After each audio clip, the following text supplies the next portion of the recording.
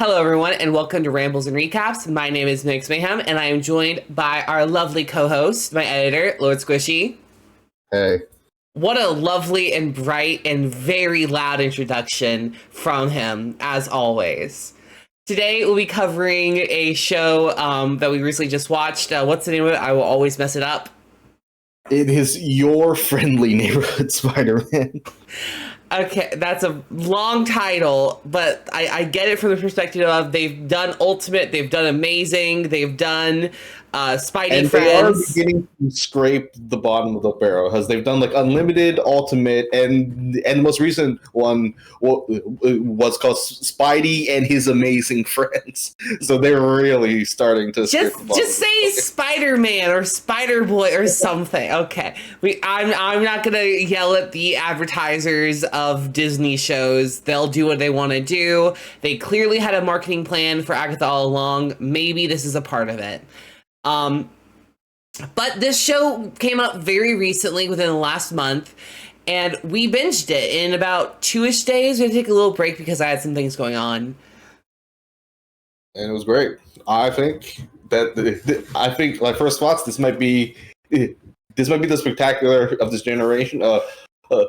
It's a solid show that has to take a lot of reference to the current movies, but gives us some real comic like deep cuts. Gives us some... I will let you have that. It gives us comic deep cuts, but my God, the MCUification of a lot of events just irks me, and it always will. I'm sorry, calling them the Sokovia Accords just doesn't sit well in my brain. No. Every single time it came up, you're like, oh, you're like literally, guys, if we did like a reaction channel, I think there would have to be like an counter every single time I would do one of these shows that mentions the fucking Accords. Because don't get me wrong, it doesn't have like a snappy name in the fucking comics. It doesn't need one. Civil War was like an iffy crossover event anyway. It lasted forever, and there were some fun moments. But, like, Sokovia Accords, okay, we're really gunning for, like, it's all Tony's fault and he's blaming everyone else here. Okay, fine. But, at the end of the day, what we really are here to talk about is what our thoughts are on this lovely show, how we feel like it could have been different, how we feel like it could have changed, and also maybe talking a little bit about that animation style, because, my God... It's not even like they didn't have 2D ability. Like, it wasn't even like they were struggling with like drawing them in a 2D style. Guys, they did a fucking amazing job with the 2D art references at the end of the title sequences and the end of the fucking episodes. They were gorgeous. My God. I'm sorry. I'm angry about that. Like, they had so much potential for this. Yeah, no, like, it did look great when... it did look great. It looked great when stuff was not moving. It looked great. And there are some fight sequences that really lended themselves to this 3D style while still also keeping in touch with like a comic book flair. We will get into all of that, plus some thoughts and theories we have for the future. Now, there's a big elephant in the room. The elephant's name is Surfboard Dracula. And I feel like I'm not the best to go over what that term means, so I will lend it to you. So yeah, like, I think, when did I first mention this to you? It was for something. We were talking about another superhero bullshit situation where, like, they were doing, like, this is the origin of the character before they have their big special item. Yeah, exactly. And so, like, I got this on this hilarious tweet from at Top Her Florence, where it's just like mentioning, like, it's like back in the day, if you did a TV show called Surf Dracula, you'd see that fool surfing every week in new adventures. But in the streaming era, the entire first season has to be a long ass flashback to how he got his first surfboard, and then you see him surf in the last 5 minutes of the finale of season 1. And this is basically what happened? Yes, it takes him 9 episodes and 8 minutes for Spider-Man to get his iconic Spidey suit, his first real one. And but do give me credit. That's only thing, right? Like it's not 8 episodes of him learning and trying to. They do skip over the learning curve. I will give them that. But they also like don't have all of his power set in here, right? Like there are things missing from Spider-Man. Guys, I can talk to you any day about X-Men or maybe Runaways. Spider-Man is Squishy's specialty, not mine. Yeah. Yes, like this is my X-Men right now. This is my X-Men. So like I'm a bit biased, but it's just weird. I'm not sure if these producers are trying something new or if they know. Like he uses his spider sense once in the show where he like feels something coming and he dodges it because he gets hit by like goddamn everything. It's always like behind the head where he should be able to sense that. That's like his core power is to not get hit easily. He gets hit by fucking everything. I'm just very confused. And then they give him like super senses, which is odd. Like he can hear a conversation outside the house somehow. Like I feel like the super senses are them trying to expand upon these Spidey senses and be like, hey, look, like he is like his abilities are like super in every way, shape, and form. Like he isn't just like a human with like incredible durability, incredible super strength, and the ability to climb up walls. He can hear things. He can see things. He's above it all.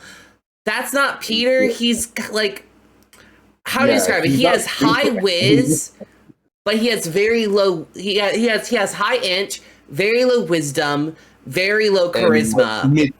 Charisma. So like, he's not the most perceptive, and he's not the most persuasive. Not whenever he really needs to. Sometimes he gets like a nat 20 check, and it negates his -2.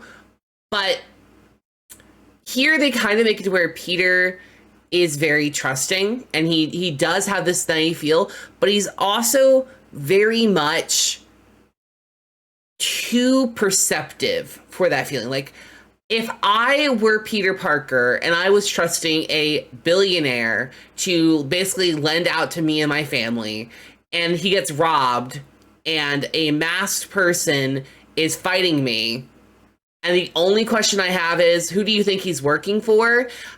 While I've been paying attention to every single detail possibly, and things are adding a little up a little too much about this weird person that I think his name is Octavius. Yeah, that's totally a random person. Yeah, he's like being lined up way too perfectly for our lovely man Oz of Oscorp. Might be something to look into, Harry. Yeah, like and Peter. It's like Peter hears like because like they are doing the MCU thing of like let's give Peter a like rich sponsor again, but I do think it's more interesting because it's a actively like malicious force. Like he took his blood for a reason. I mean, yes, it's an actively malicious force. Some would argue that Tony Stark, the sum is me, by the way, that Tony Stark bringing Peter in only for Civil War, and then because of the guilt of putting a kid in the front lines. This is how I picture it. Putting a kid in the front lines means I kind of have to let him tag along for everything, and I have to watch him die in Infinity War. Yeah, no, like I don't really think Tony gets away with a malicious thing. He really shouldn't, but he does. He does, and that's not for me to decide. That's for the audience too. Exactly. I think like an outwardly he's a Norman active. He's an active malicious force. He's not like an accidental one. And exactly. It is kind of nice to see though that like how Harry and Peter start their friendship feels organic. It feels like it was them both trying to meet each other at a different level, because obviously Norman Osborn is dividing his attention between his business, his son, and now this other guy. And so Harry wants to know what's so important about him. And oh my goodness, the way they kind of just naturally flow. The actors have great chemistry. Honestly, I ship it. But I ship most men together. So like that's not new or interesting. I said a lot. That's kind of funny. I think I'm just a little bit nervous because I'm shipping Harry and Peter, and some people really like that. Others fucking hate it. They really do. I'm shipping in episode anyway. So like, I think having Peter having to navigate to his suit is like a very interesting like coming of age moment for him. Whereas like the coming of age thing should have been him naturally getting through to his powers. Everyone else in the show, they built a great supporting cast for Peter and everyone here. I feel like there's a lot of intrigue about Aunt May and, spoiler alert, Peter's dad. Dun, dun, dun. I know. That's new. Oh my god, that's a new thing. He's normally dead. So like this is pretty interesting that he's alive and in prison. And then you also have Nico Minoru, who, for those of you who don't know, is a Runaways character. They threw her in here, and I thought it was very odd because, one, she's on the West Coast. She's in California. And two, at this point in her life, she should be running away from her family who sacrificed people to the old gods in order to return to a beautiful Eden. Yes, this is a literal story moment from her origin. I want to have a whole like section on like Nico later because like I don't know a lot about it, right? So like I'm a leverage you for this, but I only know her from the Midnight Suns game too, so I know her a little. Fair enough. We'll get back to her in a second then. Like yeah, but I'm just podcast because like I read the a prequel comic for this Midtown High, the like first high school that Doctor Strange destroys in the first episode, right? Like that is like that's just like normal high school. Yeah. So the explanation is that because that got destroyed and everyone got relocated. That's why Peter doesn't have his normal cast of like Gwen and like Flash Thompson and stuff. I wouldn't call Flash Thompson a genius, but like that is what like they're going for. So now it's like this new school, and by fate, a bunch of people are here. Pearl from Agents of Atlas for some reason. They're really pushing Agents of Atlas lately as a whole. Like Marvel really wants them to work. And I don't think anyone graduated except maybe like Iron Fist. So maybe Iron Fist and like Luna Snow. I mean, Luna Snow kind of like has nepotism on her side because her creator literally was in the development of the next game she appeared in. Exactly. So like, I love Luna, but like, let's be real, Luna Snow. I could do a whole video on the nepotism. That might be a video we do. Nepotism, Luna Snow edition. But no, like these supporting cast fits, even though they're it's crazy and out there. I know I made some comments while I was watching that, like, this is very much like they are trying to make the MCU group work here, but also make them just different enough. Because, in the MCU, he has Ned and he has Mary Jane, MJ, or Michelle, or whatever you want to call her. She is MJ, yeah. She is Mary Jane, but she's just a variant. She is probably the MJ of that world, although with some recent news. Let's not even think about what the recent news is. I think that's not even a part of this video. I have some ideas of who Sadie Sink might be playing, and I don't think it's MJ. I think it's probably Firestar. But what I'm thinking right now, this group, you have Nico Minoru, who definitely is a powerhouse in her own right. She is not a love interest. I'm going to stand by myself here and say she is not a love interest. She's a friend. I think they addressed that from both sides of like Nico saying it and from Peter saying it. Like, I don't think they're going to do it. But she's still on the chopping block. She's still on the chopping block because she's a femme friend of Peter, and those always die. And then you have Harry, who... I mean, Harry's meeting Peter, I think, much earlier than he does in the comics. Yeah. So, like, it is interesting to see them throw him in here, but, I mean, Norman's right there. Aunt May is definitely like a combination between her MCU counterpart and her comic book one. Like she's just in the middle. And I think it really works here. Like there's still this want and desire to protect her and be there. And she's old and wise enough to, give that, while also understanding that, like, she has lived a full life. Like she says things that indicate that. A doting old like woman for Peter to panic about the 21st century. She has like a life. She has life. She has work. I can't wait for her and Otto Octavius to start dating, because that's the thing that happens in the comics. We can't discount that possibility. We can't. I mean, listen. If it happens, I'm gonna have some questions about what her type is, because damn. But no matter what, I'm gonna be supportive. Villains' rights and wrongs. But no, like, I feel like the cast is like the biggest A+ here, right? Like everyone's bringing their A game. The writing is really good. There's representation across the board.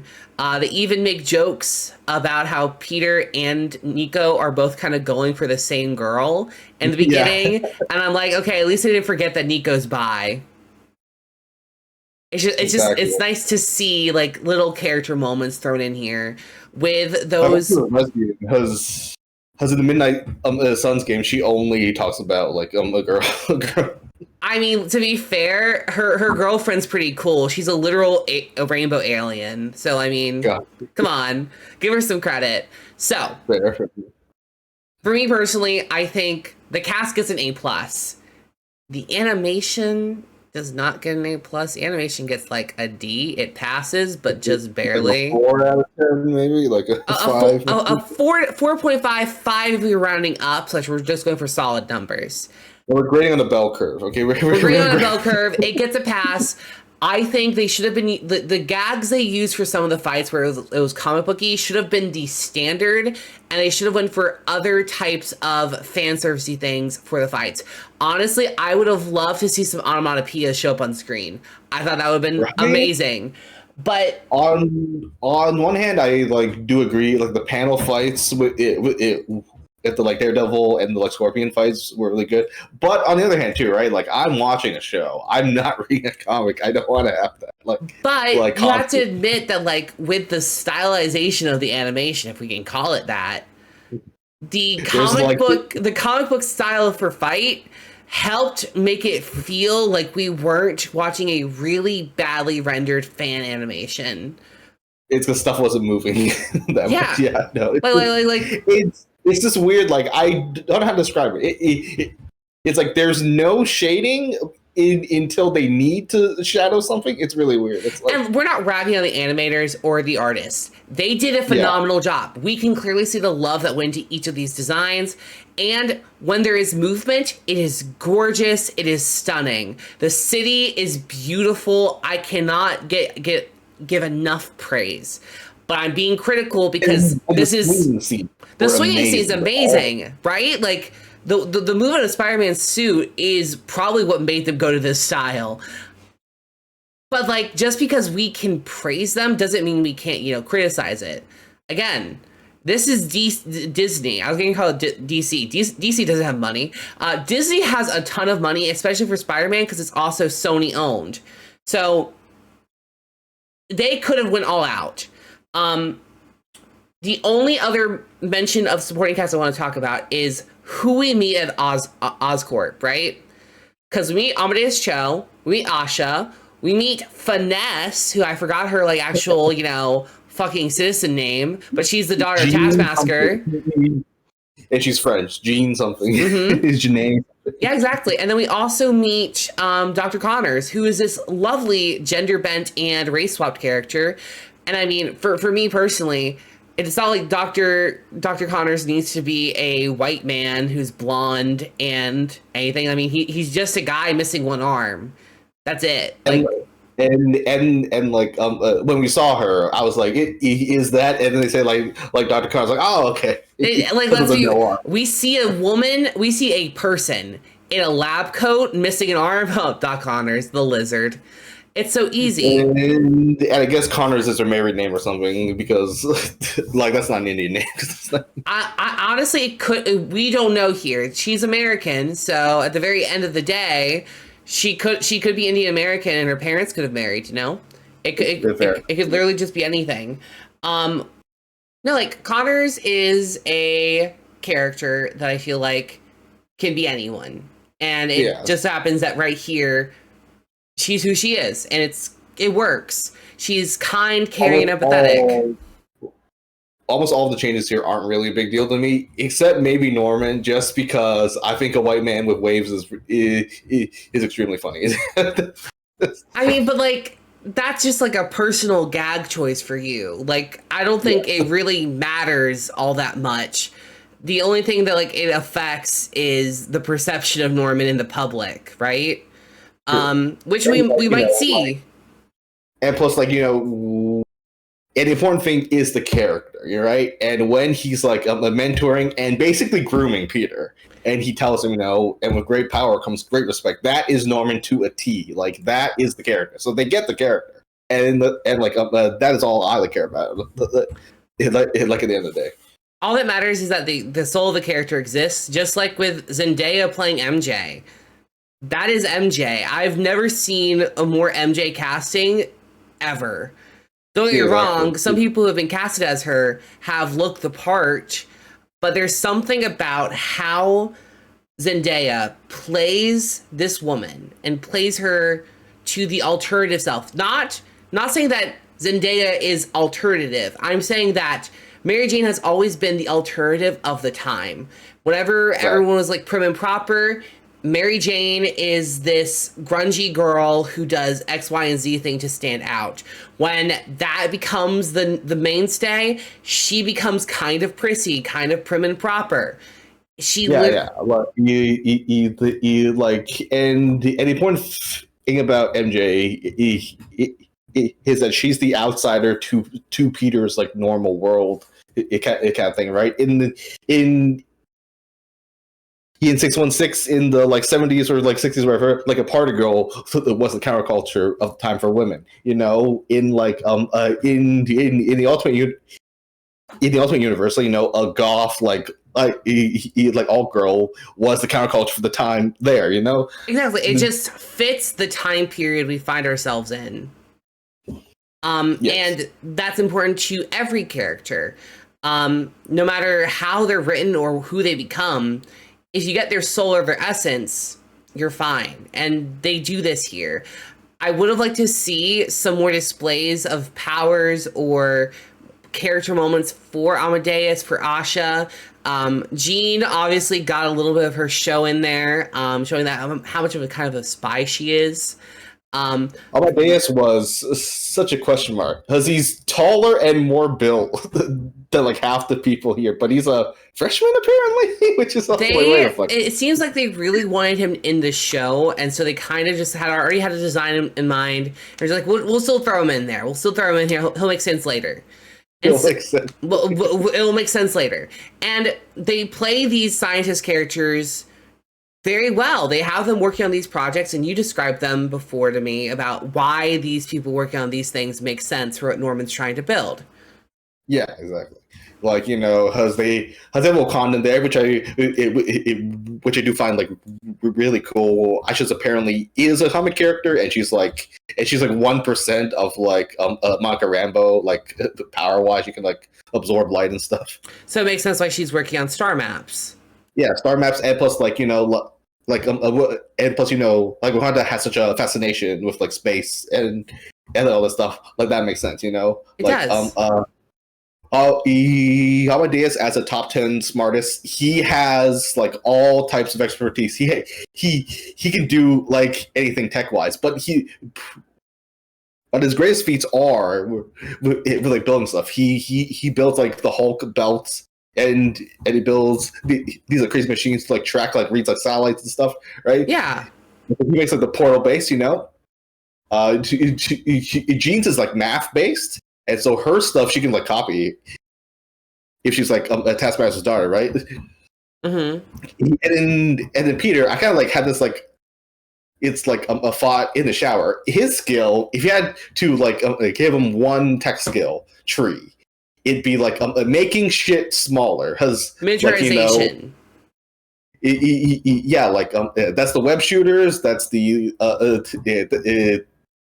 Spider the Spider tracers. Tracer. Yeah, and the computers in his mask and stuff. He is actually really good at that. Surprisingly, he's good at compacting material. It makes sense. Yeah, and so him making a better battery for the portal makes a lot of sense actually. And I was like, that. I'm not sure if that was intentional by them, but it's nice to see even accidental things like that make sense. Yeah. Overall, I feel like there's a lot of tender loving care that goes into this show. Oh yeah, it definitely. When they're not cutting massive corners on the animation. Again, that can be put aside. We've already said it gets a 5 at most. But plus, plus if we're getting a season a year, then it's probably for the best that they cut some corners. I think it probably is as well. As long as the writing's good, I can put up with terrible animation. I've done it before. Yeah. But no, I think that covers everyone except for Nico, who you said you wanted a whole segment on. Yeah, so because I know nothing about her, but you are so fascinated about her, and so then I became fascinated by this because I don't know crap about the Runaways. I don't know shit about them. The Runaways are a big favorite of mine. Yes. Yes. So because as we're watching, we were trying to piece together what happened to Nico, and. And I just read the a prequel comic for the show, and it's it's the first half of the Surf Dracula where he's figuring out his powers and making his suit. But importantly, it does show more of the Peter and Nico relationship. And one, they are nosy as fuck. They fucking sneak in to the school together and to figure out what criminals are there and shit. They're so well, that's just that's just teenagers with their bulletproof imagination. They think nothing bad can happen, and for these two, nothing really can. But Nico is really experienced, and she has a line of "Oh, I came here to start over after leaving LA. I don't want to define myself by what everyone back home wanted me to be." And then later, when they're running from the mob, Nico clearly has dealt with criminals before. When Peter calls her and to confirm that he's okay, she's like, how? She's like, how do I know that they're not holding a gun to your head to you right now? Yeah, and so it's damn, she has lived through that. Well, in the comics, just to let everybody understand, the reason why I love Nico Minoru is Runaways was one of the first comics I got into that was young adult centered. That wasn't just the Young Avengers. The Young Avengers were a team that was greenlit by the Avengers at a certain point. They were authorized. The Runaways have never been authorized. In fact, multiple hero groups keep trying to shut them down because they are kids unsupervised. Yes. The Runaways are a group of children who come from different families that embrace the other aspects of Marvel. You have scientists who travel through time. You have geneticists. You have magic users. You have assassins. You have the mafia. And you have aliens. All of those things accommodate some form of Marvel. And this group of supervillains, because they're all considered supervillains, get together every year to make a sacrifice to old gods to make sure that whenever these gods come in with their full power and they make this Eden, that them and their children will all have a spot in it. And it's all going according to plan until Nico, Chase, Gert, I think, are the three, and Alex all sneak in and watch them sacrifice a girl. And of course, like the name suggests, they run away. Nico's mom is a master mage who has this thing called the Staff of One, and her father is an assassin. Both of them are really powerful. Both of them are really scary. The Staff of One is one of my favorite artifacts in Marvel. I could talk nonstop about it. That will be a video we make. I'm already planning it out. So to see them bring Nico in to this show is amazing. It's 10 out of 10 because she deserves more love and spotlight. The issue is they're bringing her into an MCU show, and that doesn't end well. So like her being in an MCU show means that there's going to be some comic book inaccuracies, and there's going to be some issues that get brought into her character later on in the comics because people will be adapting from this as well. That is fair. That's the thing that I always get with Nico. It is a little bit defensive, like I do with Jean Grey, like I do with Emma Frost, my X-Men characters, and my Young Avengers. Her powers come from the staff. She's not the most experienced with spellcraft. The staff has a big cost. It takes blood. And each time she wants to summon it, she has to literally cut herself. She is not a character that can usually be adapted for shows like this. But, yeah, because of that reason. It's probably why we think they might have just made it a necklace. They made it a necklace. And like, don't get me wrong, aesthetically it's kind of cute, but it's not Nico. It's not. And I can understand wanting to do a show with her, but it should have been an adult themed show about, you know, this girl trying to navigate life after escaping from a crazy cult of her family and old gods. That would have been my pitch. But she works here. She works here, and it's interesting to see this love of the craft forming in her. I will say, I'll be interested to see why she's so happy to see her mom, because that woman's psycho. But like, that's kind of my big thing with Nico. But no, Nico, you've watched and played the Midnight Suns game with Nico in it. Yeah. Is there anything from there that you'd want to see brought in here? So the Midnight Suns game, from what I can gather, right, it's very much like, it is also a kind of like alternate take, but they are definitely more like a kind of accurate. Like, I don't know how like Magic is in the comics, but in the game, she is very much like I want to be normal. I don't want to be the Queen of Limbo. She does not want responsibility. That is very much her. She kind of wishes that she never saw her parents kill that girl. That is very Nico. She doesn't want to be a hero. Yeah, so like in like in the My Son's game, like Nico is the most like empathetic of the group. I feel like she's the one that's like, hey, wait, like let's talk to the player character so that like they're not gonna go insane from us just frosting him into fighting cults. So she's like, let's prevent a Wanda situation. Understood. Yeah, exactly. That makes sense for Nico. Yeah, so like I don't know how. Oh, okay then. Yeah, like she like, it's good. You have to look at her as someone who has seen way too much in a very short period of time. The girl does not want more unnecessary violence. I mean, she's a runaway. She's not called the fighter person. She's called a runaway. True. Yeah, true. I was waiting for like this show for someone to be like, oh, like and run away on me, Nico, or some bullshit like that. I was honestly waiting for the moment in the show where she just tells Peter forget, and she just walks away as he forgets, because Staff of One can only use one word. Yeah. At a time. And so that's when I would always store my pocket, you know? Just like, how bad is the situation? They do that too, though. They might. She might end up having to run away. And I think it'd be interesting if they use that as a way to like franchise off into the Runaways as an anime show. I personally love the live action one they did, and the actress they picked for her there was really good. She looked great and she acted very well for a Marvel TV show. Like, actually better than a Marvel TV show. Give that girl more work. But like overall, like even if I'm scared for my girl, I'm happy that she has a role in some place, you know?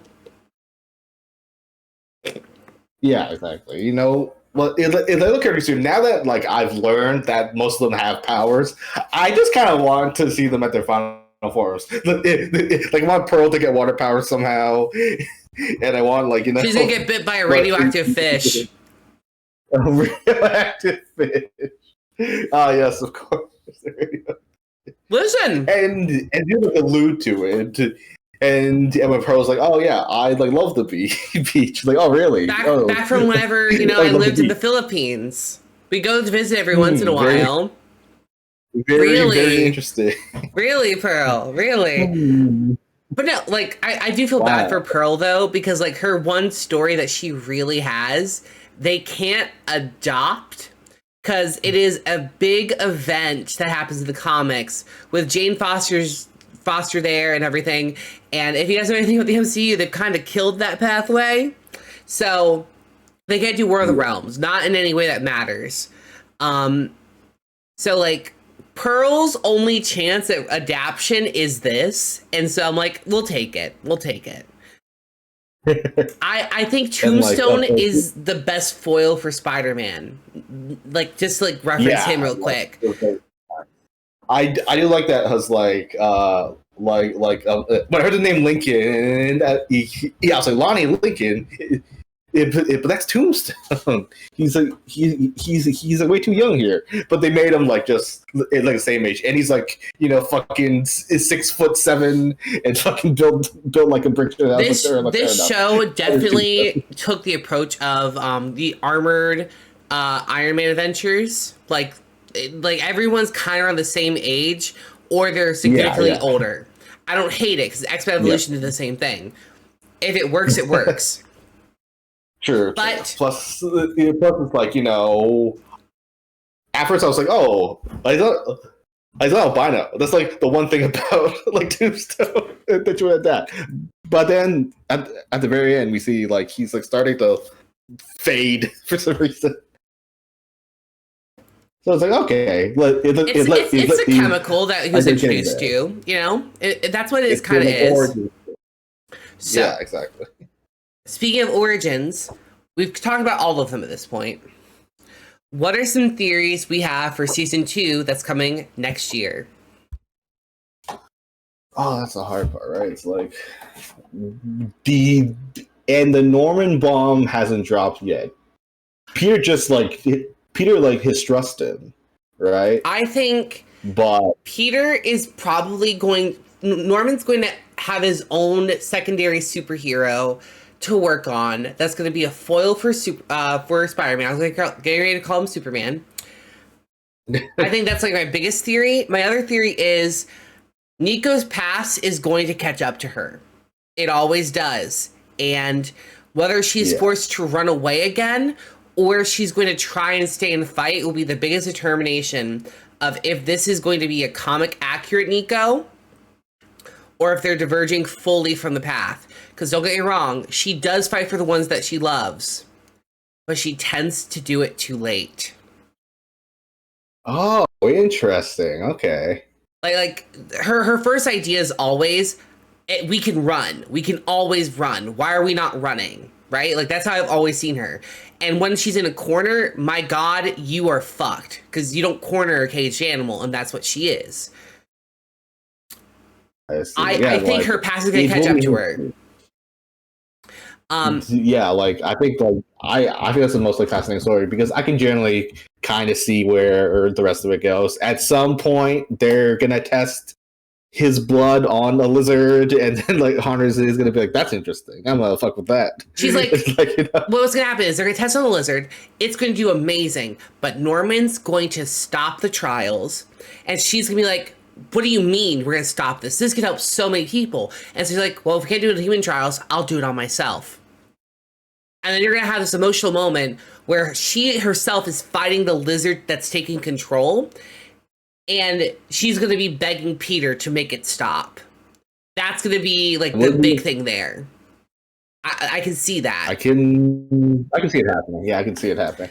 And like Tombstone is going to rise through the criminal ranks. We probably aren't going to get like Kingpin or something yet, You know, I don't like that's think gonna be we'll his get like whole like, side Kingpin plot. yet. I think we're gonna get more Daredevil next season, though. Yeah, I think there is going to be an inevitable fight where Peter realizes that Tombstone has gone too far. It's like, oh no, my former friend, you know, like these streets have swallowed him up. It is a fucking hell. It is quite literally a quintessential thing of Peter will lose his friends. It's kind of in his Sony Spider-Man Bible that Sony makes that everyone has to abide by, otherwise they get sued. But like the only other thing I can think of is Doc Ock getting with our lovely, amazing Aunt May. It causing some problems for Peter, or they might set up their relationship next season. And then, for sake of it, Peter's going to visit his dad in prison. He's going to find out not through May. It's going to be an accident. He's going to judge May harshly for keeping the information from him. And he's going to see just why she kept that information from him. That's going to be my theory. Is the most interesting plot line, because he's usually he is usually not alive, and he's usually like a dead like SHIELD or CIA agent involved with some stuff, right? So he and he's never really a villain. But let's be real, this show is flipping perspectives really well. I think Harry is going to play a bigger role next season. I don't think he's going to be Hobgoblin yet, but I think he might go a little insane, especially if something happens with Nico. Because Green Goblin, by the way. listen. There's so many goblins. It's okay. It doesn't matter. There's only three. There's Green, Hob, Demo, and okay. That's like three more names that I need to remember. It's just that like there's several green goblins. Listen, I feel like you've done this to me before, where I've talked about like a character that has a legacy, and you're like, "That's too many," so I'm throwing it back at you. Okay. Fair enough. So like, I think it's very important to remember, guys, that a lot of these characters are adaptations, and you can still love the original while letting other people love these adaptations however they feel like it. Doesn't make them or you any less of a fan. Don't fight over it. My biggest last theory is they are going to do something morally reprehensible and kill off somebody next season. It won't be a fridging, but someone's gonna die. And I'm not liking Finesse's standpoint. Yeah. Like, she's an Avengers Academy student, and those don't ever go well. Like, I would have thought my like number one was Pearl. You think they're gonna kill off Pearl? I think they might, because we have seen the most of her, and it would be the most emotional. Plus, they clearly don't care about her powered like alter ego. So like, but also, she is kind of flirting with Peter right now. And that's a death sentence of itself. Well, like they flirt. Being interested in Peter Parker is actually like the biggest killer of women in New York City. Yeah, yes, exactly. It's the most consistent, and it's either you die or you get power. And then you die because of the powers. That's the third one. So actually, I think that we should do a funny little skit where it's just like, "Doctor, give it to me straight," and he's like, "I'm so sorry, it's terminal." She's like, "Fucking hell, I'm in love with Peter Parker." The only one who survived the love thing is Johnny Storm. That's because they'll never make it canon. It's a 50% survival rate. If you get powers, and it's down to 25. Like, I feel like it should go the opposite way, right? Like, it should go up to 75 if you get powers, but it really doesn't. It just makes you more in danger. Exactly. Are there any characters that you want to see show up in this show? Because I have read the comic and seen like them talk about it, I do want to see more of Peter's normal cast somewhere in this world. Like either MJ, Gwen. I'll take a Flash Thompson too. Like honestly, like I'll take a Flash Thompson. Interesting. I because I'm a Nico fan, I think I want to see either Gert, Molly, or Chase come to visit her. And Exactly. like them coming in is like a whole like blow up because like Peter probably thinks, oh yeah, I know Nico. We don't keep secrets from each other. Meanwhile, Nico keeping big secrets. Especially after she was so mad at him for keeping secrets. Well, like in his case, like in her case, she's mad that like it happened right after they met, and it was a developing thing in their relationship. In Peter's case, this is something that she has hidden from the very start. It's something that happened when they met. It's something that happened way before. That is like another thing. We don't see where the spider goes. Oh, in the God. Ultimate Universe. In the Ultimate Universe, the spider and the spider's like squished immediately.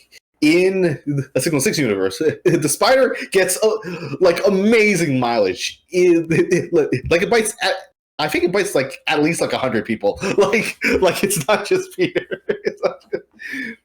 So it's really interesting because we don't see where the spider goes. So I mean, it's a perfect loop though, right? Like this spider doesn't exist before Spider-Man exists. Oh yeah. That's something we didn't mention. They do a perfect paradox here with Doctor Strange and his stupid time stone. Where basically, yes, of course, it starts with Peter Parker getting bit. But because he got bit, he works for Norman. Norman gets his blood because of the Scorpion fight, and he uses it to experiment on random creatures. Those random creatures happen to be one of them, a spider. Whenever Doctor Strange goes back in time to where Peter gets bit, the spider drops down. It's a perfect paradox loop. No. It works. So, like a quick rant. As you know, I am extremely passionate about like this. That's why I brought it up. It is technically, if you want to go by like really strict people, it's technically not a perfect like a paradox, but it's my perfect like a paradox. So it's a bootstrap like a paradox where where a thing doesn't have an origin that makes sense, but it's perfect. Okay, so the problem with the problem with a bootstrap a paradox, right, is that something goes into a loop infinitely, right? Yeah, I get where you're going. And so nothing that can survive and so nothing mortal or like something that can be worn down, it can survive the paradox. You know, like if you hand a key back to someone and eventually over like infinite loops, like the key will get worn down, right? Yeah. And like if this was the same spider, sure, then it would break the paradox. But it's not the same spider. Peter becomes the spider in this loop. And the thing that loops is the mutation. So, and the mutation came from nowhere. But again, it's a mutation that gets reset almost. So it is a perfect like a paradox, just with no origin, because from our understanding of like a cause and effect, A to B to C back to A, like how does that make any sense? But like as we learned, like the universe doesn't really care about what we make sense of things, right? So it is a perfect paradox. Because it's the mutation that's a concept that is looped like forever, and I really like that. It was an excellent touch, isn't it? I think how I always viewed it was, well, I say always, like I've seen this so many years ago. How I viewed it was the spider falling is the initiator. It biting Peter is the constant, and so because it always bites Peter eventually will get injured. Doesn't matter when he gets injured. He will get injured, and Norm will get a hold of his blood to experiment on and put in a spider. That spider will eventually find itself into the loop again. and bite and initiate another Peter Parker over and over and over again. Because it doesn't even have to be Norman who makes the spider. As long as eventually there is a spider that's radioactive that bites Peter Parker, that loop will exist.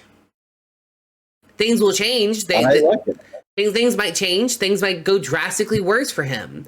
I mean, there's a reason why Spider-Man exists.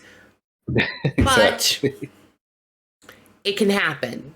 And we will roll with the punches as they come. Exactly. But like that's like I think encompasses everything here. I hope you guys have enjoyed our rambles and recaps. I know I did. Squishy, if you had to rank this show out of 10 as a full show, not just one part of it, how'd you rank it? 9. 9? Okay. And surprisingly, I would sacrifice every agent of Atlas and like every runaway and for a better Spider-Man show. So wow. Okay. I was gonna give it high praise until you said you sacrificed the runaways. Not determined for me now. Okay, no, but seriously, I'd sacrifice every Spider-Man show for a good Nico adaptation. So I'm gonna give this a solid 10 out of 10 because it's the first Spider-Man property I was able to sit down and watch all the way through from the beginning and not feel like I know what I'm watching. Yep, I've never fully seen a Spider-Man show all the way through. Ever. So this is like full like not that good anyway though, it's fine. Ultimate was fun. I remember watching some of that. That was cool. Yeah. But like I didn't watch all of it because it was only on like Disney XD for me. And Edgy was spectacular. Oh my god. He's gonna keep talking about spectacular. I'll end it here to save you guys. Bye. Yes.